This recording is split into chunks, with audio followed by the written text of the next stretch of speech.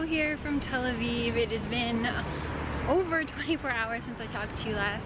Yesterday we took a way longer nap than we thought we would and then spent the day trying to adjust to the jet lag.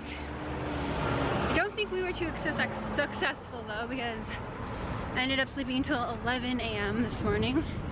And then we went directly to the pool for lunch, and now we are out to explore Tel Aviv.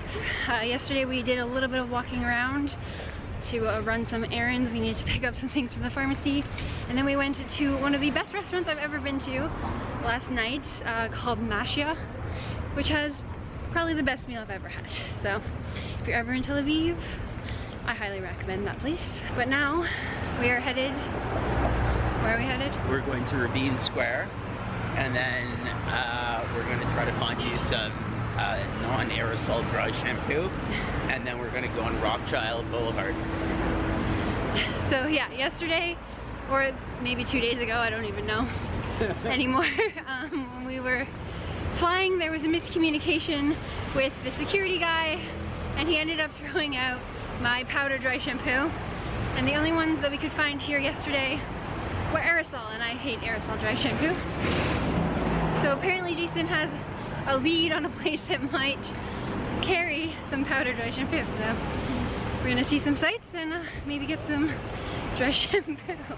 I love Israel.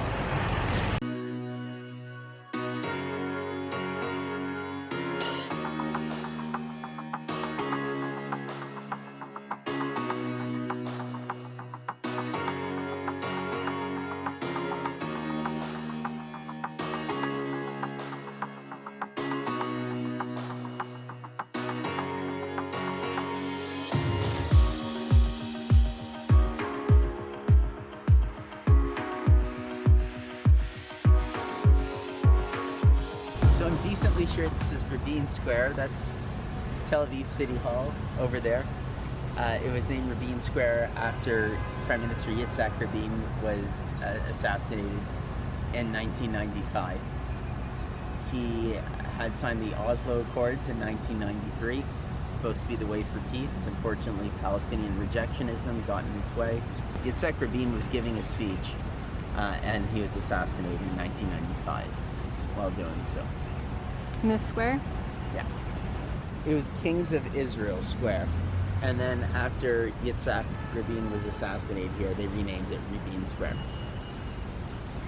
There you go. That's the story behind this square.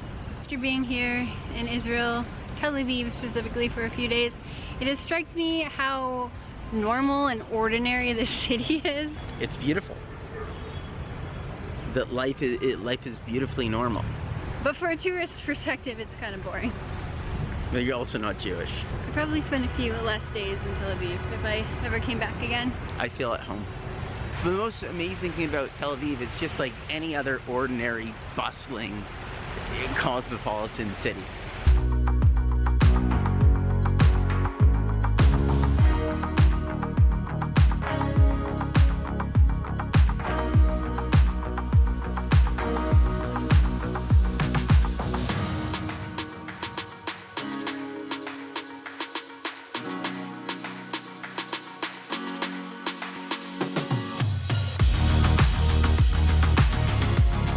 We're crossing Menachem Begin Drive. Menachem Begin was elected in 1977. He was the first prime minister of the Likud party. Previous to that, it was the Labour Party that was dominant in Israeli politics. He enacted substantial economic reforms, and this is when the country started to move away from a socialist economic system and to fully embrace capitalism. Since then, the country's economy has prospered, and they're in the top 20 in the world in terms of the Human Development Index, standard of living, and GDP per capita. And all of that is to say that Tel Aviv is a very normal, modern city. Beautifully normal and modern. Cosmopolitan and liberal and secular and stunning.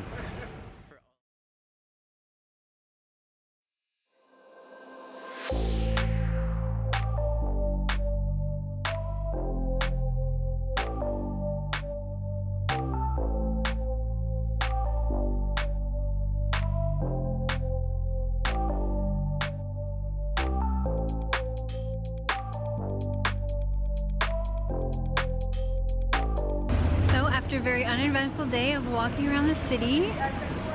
We've gotten all dressed up and going out for dinner again. I hope that it was as good as last night because that was excellent. But sadly, I think everything in comparison to that meal last night is going to be a disappointment. But I guess we'll find out.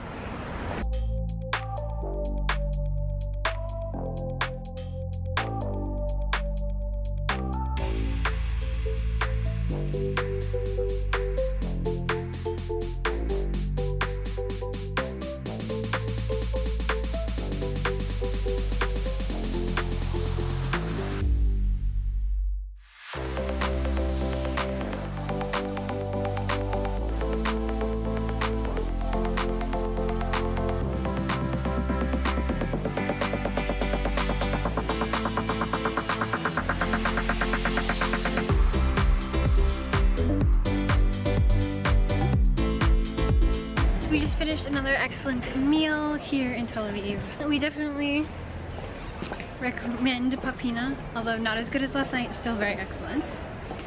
And now we're just walking back to the hotel, and it's very bustling. It's a very bustling, busy nightlife here in Tel Aviv. This is Tel Aviv at 11 p.m. on a Tuesday. The restaurants are full, the streets are busy, and there are even people hanging out in parks and on the beach. The food here is incredible, home to some of the best restaurants I've ever been to. I was very impressed with the city, but as a tourist destination, I found it lacking in things to do.